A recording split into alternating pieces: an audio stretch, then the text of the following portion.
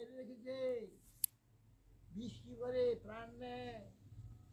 প্রাণ মানে চেতনতা, চেতনতাকে মেরে দিয়ে জড়ো করে দিয়েছে। বিষয় বিষ, এ না ছাড়লে জীবন আসবে কি করে, বাঁচবে কি করে?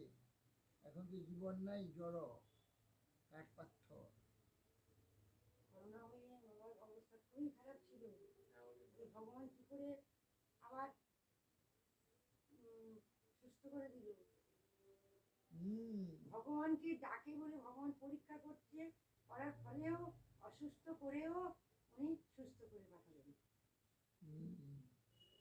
তার কিছু কাজ আছে, সেই জন্য হ্যাঁ, তার কিছু কাজ বাকি আছে, সেই জন্য। হ্যাঁ সত্যি কথা, কিন্তু সেই জন্য এতদিন বাঁচার কোনো কথা নেই।